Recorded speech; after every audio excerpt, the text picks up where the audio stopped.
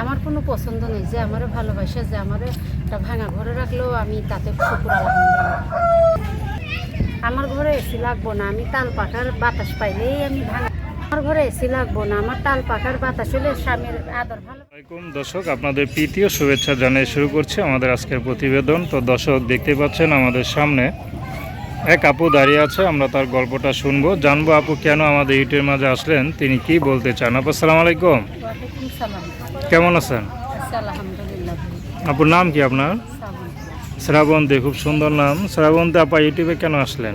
অনেক কষ্ট করে আছি, কি কষ্টে আছেন? অনেক কষ্টে আছে। বাবা বিয়ে করছে, বিয়ে করে চলে গেছে, মা মানুষের বাসা ছিল আসছে, ভাই একটা মাদ্রাসা করে ছোটো থাকলে কি একটা মেয়েকেও প্রতিবেদনের সামনে আসে। আচ্ছা, এই বয়সে তো ঘর সংসার করবেন, তো স্বামী সংসার রেখে ইউটিউব। ভাই এখন অনেক কষ্টে আছি, বাবা চলে গেছে, ভাই একটা মাদ্রাসা করে অভাবের সংসার। সুখে দুঃখে থাকলে কি একটা জোয়ান মেয়েকে প্রতিবেদনের সামনে আসে, কষ্ট করেই তো আসছে। আপনাকে বিয়ে শাদী হয় নাই? না ভাই, এখন হয়নি। কেন হয় নাই?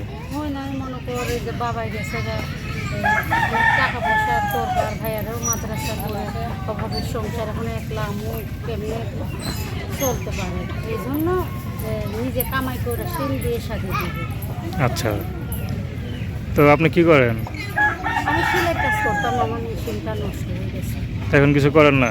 এখন কিছু করি না ভাই। এখন আমি বলছি মিডিয়ারের সামনে আইসি, এখন যদি মনের মতন একজন মানুষ আমার পাশে থাকে, যদি বয়স্ক হয় কোনো সমস্যা নেই, আমি তার পাশে থাকি। আচ্ছা, তো আপনাদের তো তেমন কোনো অর্থ সম্পদও নাই মনে আছে? না ভাই, তো কিভাবে চলেন, কিভাবে খান? এই যে আম্মা একলাই কাজ করে মানুষের বাসায়, সেলাই কাজ করে গার্মেন্টসে, মায় কাজ করে, ওইটাই মনে কর ভাই আর মাদ্রাসার খরচ চালা আর আমার খরচ চালা। আচ্ছা, তো আপনি এখন বিয়ে শাদী করতে চান তো? হ্যাঁ, এখন যদি বলেন। আমার পাশে কেউ থাকে, আমি তার পাশে আচ্ছা, থাকি। পাঠাবেন, সব কিছু পাঠাবো। আচ্ছা, তো পড়াশোনা কত দূর করছেন? পড়াশোনা ভাইটা অল্প কিছু আর কি মাদ্রাসায় পড়ছি, করে বাবা যাও না, এখন আমার খরচ দিব না আমার ভাইয়ার খরচ দিব, এই জন্য আমি আর বেশি পড়তে পারি না। এমনি নামাজ কালাম হালকা থাকলে হালকা পাঠান, কিছু না জানি থাকলে আল্লাহ বানাই দেবেন। জানে। আচ্ছা, তো এখন আপনার সাথে কীভাবে যোগাযোগ করবো? আমার কাছে মোবাইল নাম্বার আছে ভাই। আচ্ছা, পাঠান। নাম্বার বলতে পারেন? না ভাই, আমার মুখস্থ নেই এই নাম্বার। নাম্বার কি আমি বলে দেবো? হ্যাঁ ভাই, নেই। এই নাম্বারে কি ইমো আছে? না, ইমু নাই, আমি ইমুর নাম্বার কোথায় পাবো?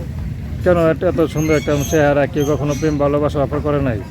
কি করবো ভাই, এখন না থাকলে কিছু করার নাই। আব্বু চলে গেছে ছোটবেলা তুইয়া, এখন যদি মনে করো নাম্বার, এখন আমি মনে করো ফোন কিনবো না, মায় আমাকে খরচ দিব।